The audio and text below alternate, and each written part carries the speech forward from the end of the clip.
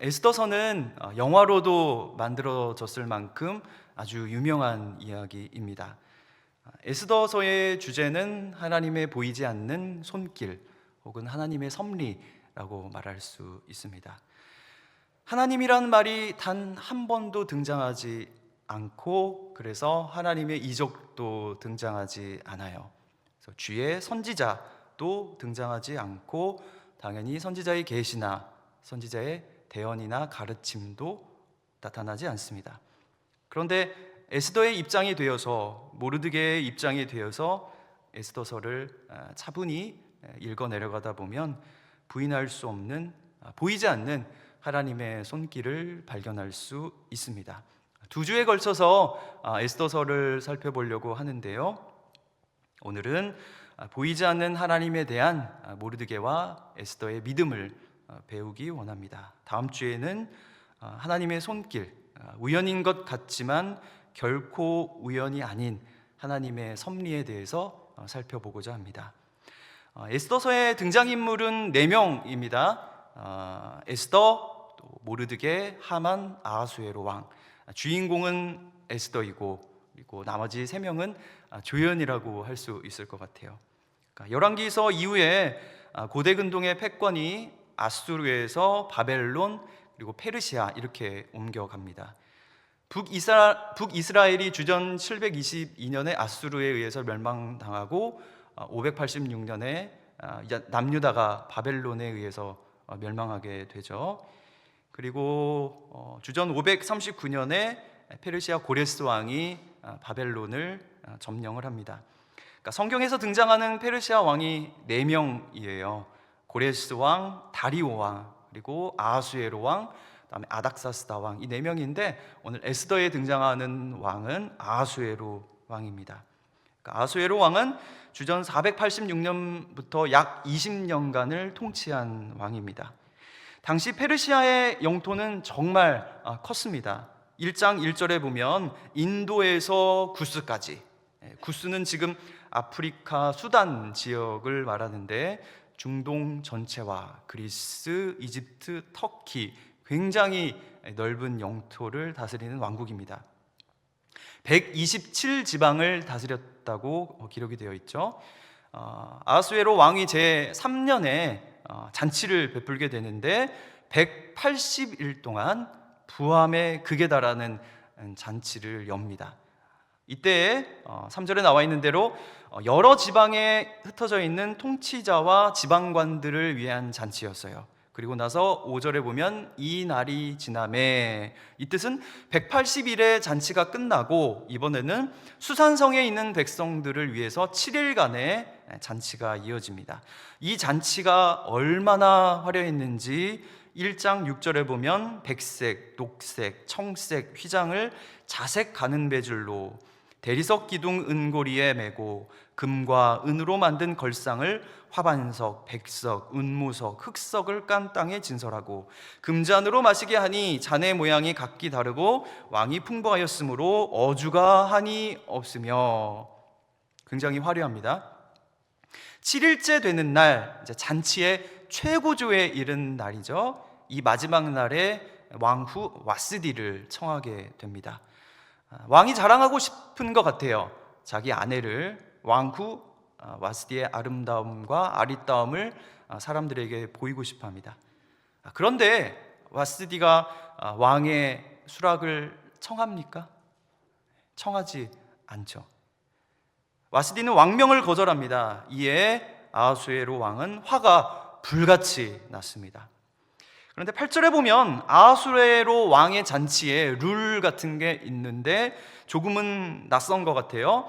마시는 것도 법도가 있어 사람으로 억지로 하지 않게 하니 이는 왕이 모든 국내 관리에게 명령하여 각 사람이 마음대로 하게 함이더라. 그러니까 당대 최강국의 이 왕의 술자리인데 자유를 준 거예요. 자기 마음대로, 각 사람이 마음대로 하게 함이더라.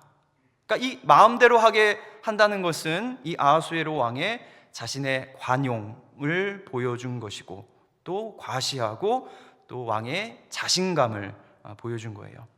자기를 배려심 깊고 너그러운 군주로 보이고 싶어 한 것 같아요. 그런데 바로 뒤이어 왕후가 진짜 자기 맘대로 행하자 불같이 화를 내고 있는 아하수에로 왕의 모습을 볼 수가 있습니다. 어마어마한 영토와 절대 왕권을 휘두르는 왕이지만 그의 말을 듣지 않는 한 사람이 있어요. 적대자라면 우리가 이해를 할 수 있겠지만 왕의 최측근인 그의 아내가 왕의 말을 따르지 않고 있죠. 천하를 호령하는 아하수에로인데 아이러니하게도 그의 통치가 통하지 않는 곳이 자기의 집입니다. 그래서 그녀를 폐위시키고 왕후를 다시 뽑게 되는데, 이때 에스더가 등장을 하죠. 모르드게와 에스더는 친척 관계예요. 나이 차이가 많은 오빠 동생 사이. 그래서 모르드게는 에스더의 부모님이 죽은 후에 자기 딸처럼 에스더를 양육을 합니다. 에스더도 많은 왕후 후보생 중에 한 명이었는데 욕심이 없었던 것 같아요. 15절에 보면 이 에스더의 성품을 볼 수 있는데, 내시 헤게가 정한 것 외에는 다른 것을 구하지 아니하였으나 모든 보는 자에게 사랑을 받더라, 이렇게 기록이 되어 있습니다. 왕후 후보가 왕에게 나아갈 때 원하는 것들을 제공하였습니다. 화려한 옷을 달라, 값비싼 보석, 향수를 달라 요구하면 그대로 줬겠죠. 그런데 에스더는 헤게가 정한 것 외에는 아무것도 요구하지 않고 있습니다. 그녀의 성품을 엿볼 수가 있죠. 욕심 부리지 않고 헤게의 말을 잘 듣고 자기 소리를 내지 않고 그녀는 주위 사람들에게 사랑을 받고 있습니다. 결국 에스더는 왕으로 간택을 받게 됩니다. 왕으로 간택되고 나서 다소 뜬금없는 에피소드 하나를 소개하는데요, 아마도 에스더가 왕후가 된 이후에 모르드게가 관리가 된 것 같은데, 2장 19절에 보면 모르드게는 대궐 문에 앉아 있거든요. 고대 근동에서는 법적 소송이나 관료들이 공식적인 업무가 흔히 성문 주변에서 이루어졌기 때문에 모르드게도 관직을 맡아서 일을 한 것으로 보입니다. 그런데 이때 모르드게는 왕을 암살하려는 음모를 듣게 돼요. 그리고 곧장 에스더에게 가서 알리게 되고, 에스더는 왕에게 고하여 암살 계획을 저지시킵니다. 그러니까 모르드게가 큰 공을 세운 거죠. 그래서 이 이야기가 궁중일기의 역사책에 기록이 됩니다. 그래서 여기까지는 참 평화로운 분위기입니다.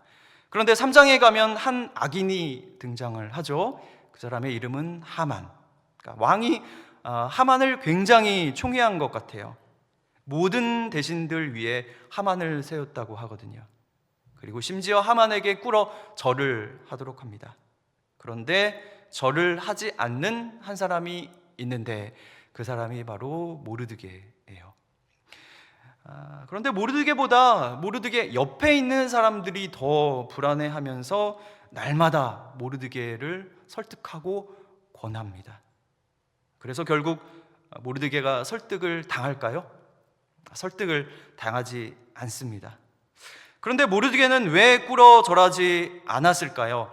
오늘 읽은 4절에 보면 그 이유에 대해서 나오는데, 우리 자막을 보시고 다시 한번 4절 말씀을 읽겠습니다. 시작. 날마다 권하되 모르드게가 듣지 아니하고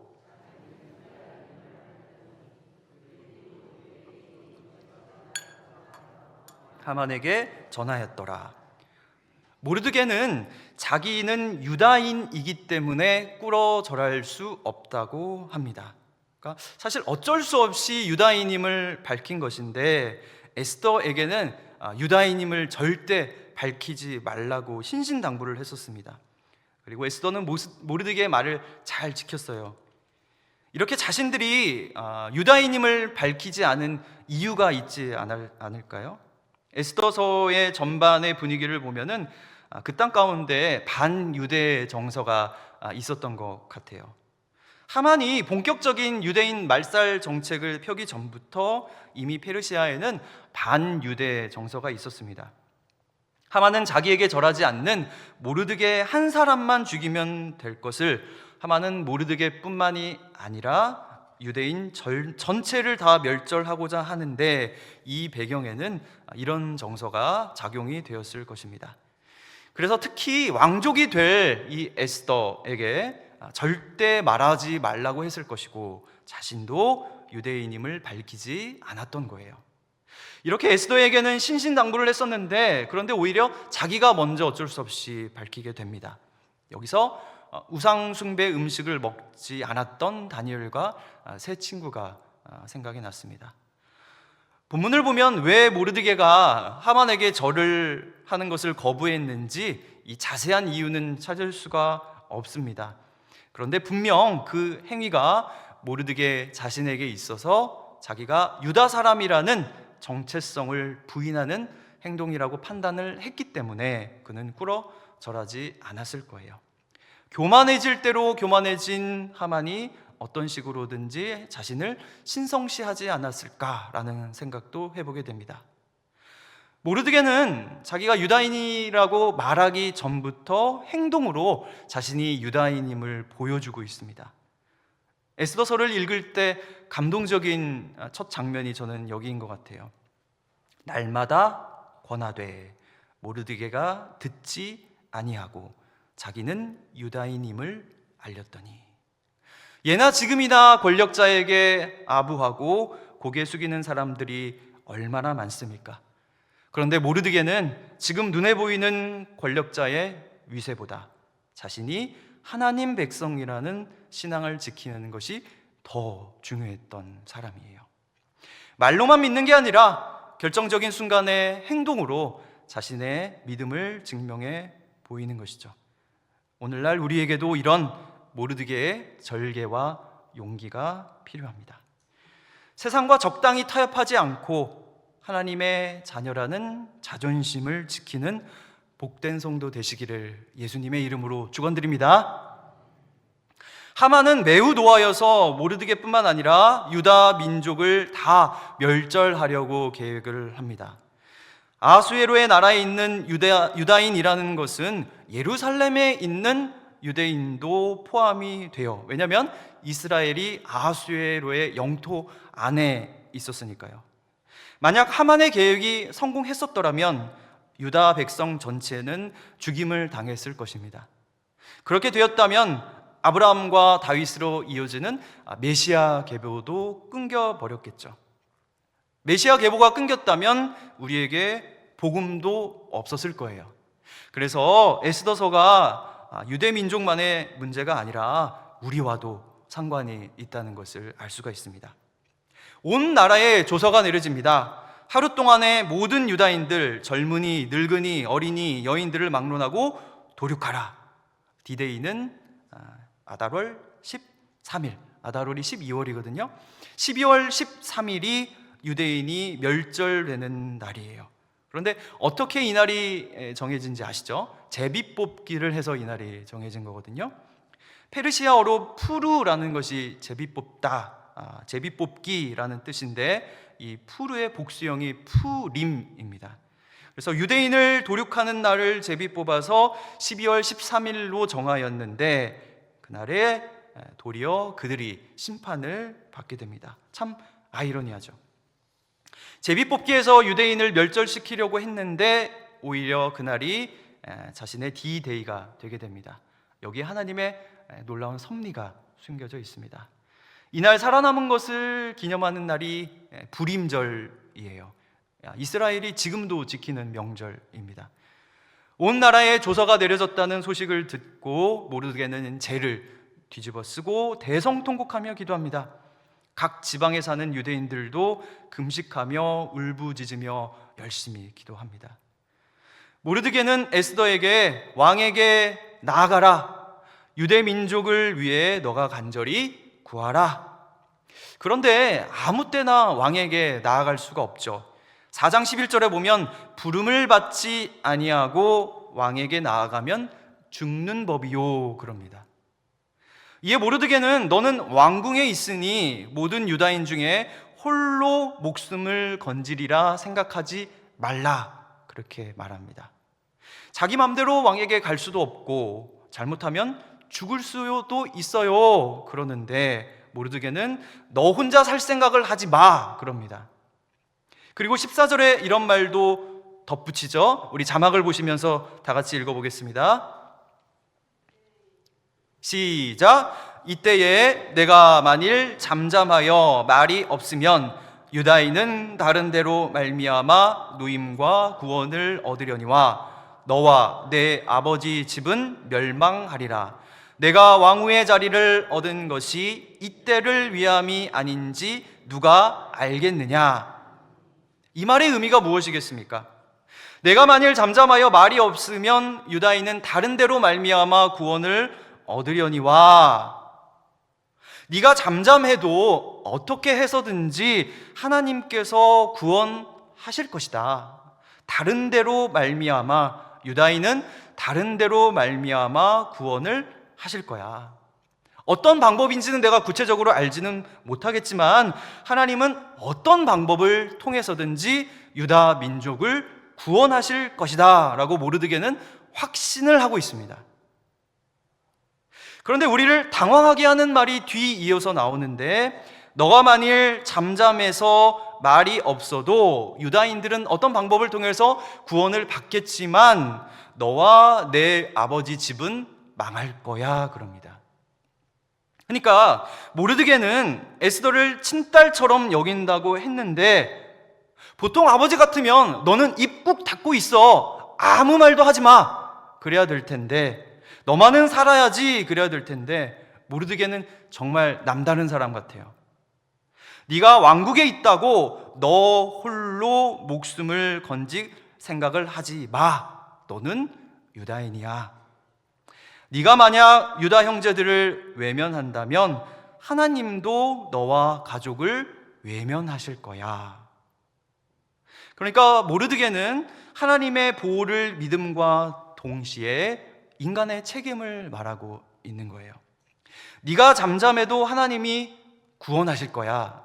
이와 동시에 그런데 네가 잠잠하면 너와 내 집은 멸망할 거야. 어떻게 보면 서로 충돌하죠. 양립할 수가 없잖아요. 네가 잠잠해도 하나님께서 이스라엘을 구원하신다라고 분명히 얘기를 했잖아요. 그런데 네가 잠잠하면 망할 거야 또 이래요. 그러니까 둘이 충돌하는 것처럼 보입니다. 여기에서 하나님의 주권과 인간의 책임에 대한 올바른 이해가 필요합니다. 하나님의 주권과 인간의 책임은 서로 충돌하는 개념이 아니에요. 우리가 온전히 이해를 하지 못할 뿐 신비롭게도 서로 조화롭게 갑니다. 하나님은 반드시 자기의 백성을 구원하십니다. 모르드게는 분명 이 믿음이 있어요. 그런데 하나님은 그 구원의 역사를 이루실 때 사람의 순종을 통로로 사용을 하세요. 이것이 인간의 책임이겠죠. 모르드게는 이 두 가지를 동시에 믿은 사람이에요. 하나님이 반드시 일하신다. 그런데 하나님은 나를 통해서, 에스더 너를 통해서 일하신다 라고 말합니다. 나의 나된 것은 다 하나님의 은혜로라. 사도 바울의 목숨을 건 선교의 열매로 교회들이 세워진 게 분명합니다. 그런데 사도 바울은 내가 한 게 아니다. 다 하나님이 하신 거예요. 하나님의 전적인 은혜였습니다. 그래요. 목숨을 잃을 고비가 얼마나 많았습니까? 인간의 책임을 충성스럽게 다 해놓고 사도 바울은 하나님이 다 하셨습니다 라고 한단 말이에요. 이게 바로 하나님의 주권을 제대로 이해한 사람의 고백이에요. 내가 할 일을 안 하고 하나님이 다 하셔. 그러면 이런 사람을 운명론자라고 하는 것이겠죠.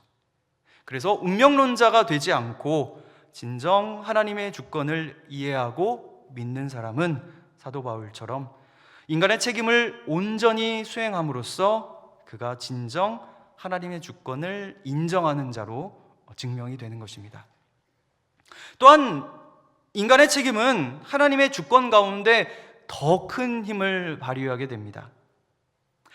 고린도 성에 가기 전에 사도 바울은 두려움 가운데 있었지만 이 성중에 내 백성이 많음이라 두려워하지 말라라는 하나님의 음성을 듣고 사도 바울은 더욱 자신 있게 복음을 전할 수 있었습니다.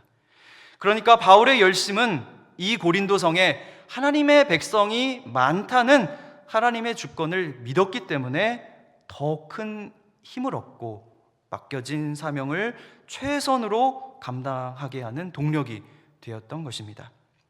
하나님이 분명 구원하실 거라는 믿음이 있었기 때문에 오히려 더 담대하게 모르드게와 에스더는 죽음을 두려워하지 않고 행동을 할 수 있었던 거예요. 내가 왕후의 자리를 얻은 것이 이때를 위함이 아닌지 누가 알겠느냐.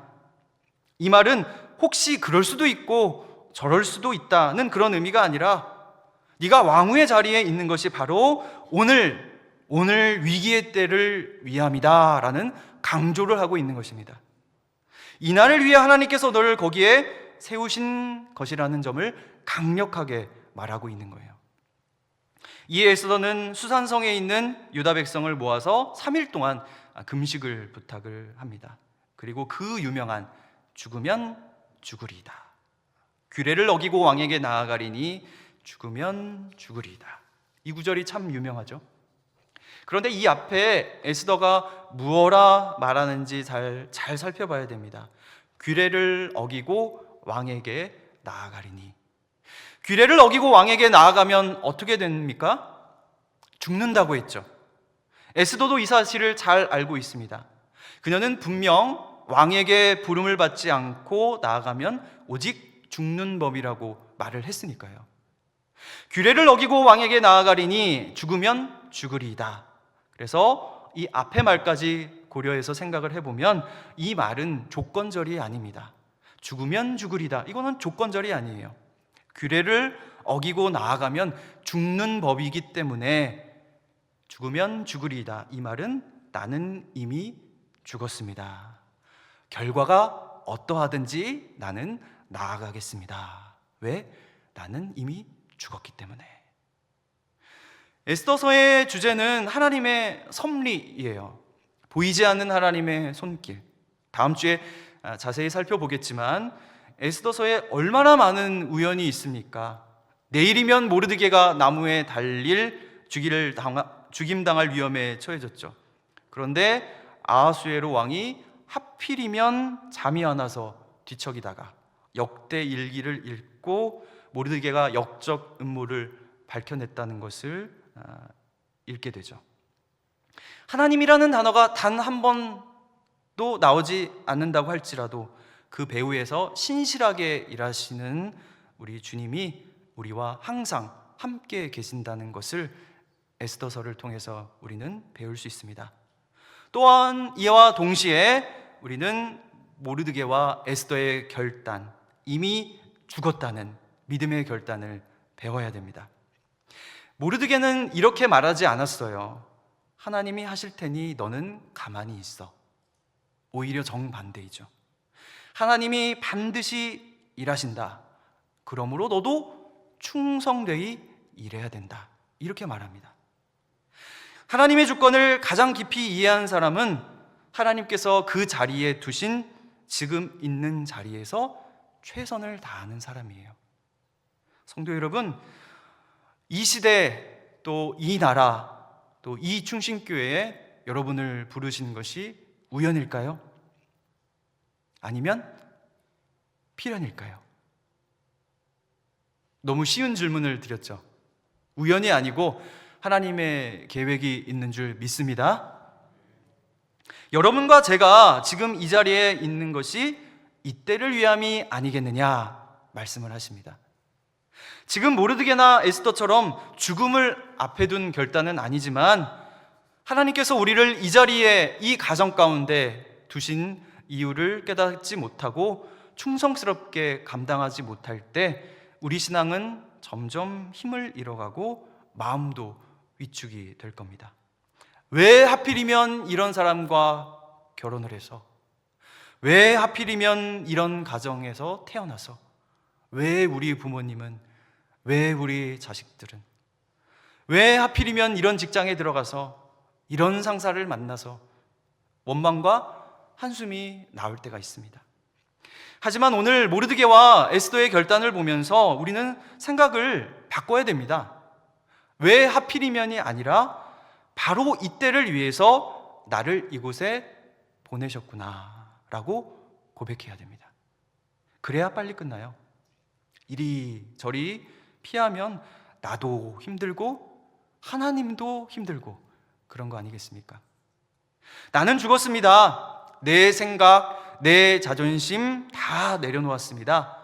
하나님의 주권을 받아들이고 인정하고 빨리 엎드리는 것이 나를 구원할 가장 빠른 길인 줄 믿습니다. 시편 66편 12절에 보면 기가 막힌 표현이 있어요. 사람들이 우리 머리를 타고 가게 하셨나이다. 자존심이고 뭐고 말할 새가 어디 있습니까? 사람들이 내 머리를 타고 가는 상황이에요. 철저히 짓밟히는 거죠. 나는 이런 대접을 받을 사람이 아닌데, 아니에요. 이런 가정은 의미가 없습니다. 지금 현재가 중요한 것 아니겠습니까? 왜 하필이면이 아니라 바로 이때를 위함이 아니겠느냐의 신앙으로 바뀌어야 됩니다. 그리고 더 중요한 것, 어떤 면에서 가혹하기도 한데요, 하나님의 주권을 인정하는 것을 넘어서 하나님의 주권을 사랑해야 합니다. 가혹합니다. 그런데 성도 여러분, 인정하는 것만으로는 부족해요. 하나님의 주권을 사랑해야 됩니다. 사랑해야 진정으로 내 상황을 인정하고 받아들이고 결국 기도하는 자리까지 나아가게 되거든요. 골방에서 주님과 독대를 해야 됩니다. 그래야 우리의 고통스러운 이 시간들이 빨리 끝날 수 있고 결국 끝이 보이게 되거든요. 시인은 이렇게 결론을 맺어요. 사람들이 우리 머리를 타고 가게 하셨나이다. 우리가 불과 물을 통과하였더니 주께서 우리를 끌어내사 풍부한 곳에 들이셨나이다. 하나님이 분명 일하시기 때문에 나는 아무것도 안 하는 게 아니라 오히려 죽으면 죽으리다. 최선을 다해서 하나님의 주권을 사랑하며 최선을 다해서 맡겨진 자리에서 충성을 다할 때 보이지 않는 하나님의 손길이 임할 줄 믿습니다. 당신의 자녀를 결코 포기할 수 없는 우리 하나님은 사랑과 인자가 풍부하신 하나님이시기에 불과 물 가운데 있는 우리를 그냥 내버려 두시는 분이 결코 아닙니다. 은혜 위에 은혜밖에 없는 우리 주님을 꼭 붙드시기 바랍니다. 마침내 우리를 이끌어내어 풍부한 곳으로 인도하시는 하나님의 반전을 경험하는 복된 성도 되시기를 예수님의 이름으로 축원드립니다. 아멘.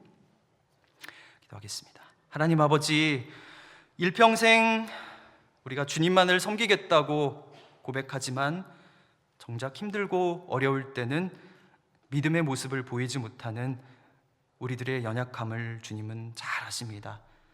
오늘 모르드게와 에스더의 믿음을 배우기 원합니다. 지금 내게 허락하신 자리를 원망하거나 불평하지 않고 하나님의 주권을 인정하는 것을 넘어 사랑하는 자로 거듭나게 하여 주시옵소서. 그리하여 이때를 위하여 내가 지금 여기 있다는 것을 깨달아 알게 하여 주시옵소서. 예수님의 이름으로 기도합니다.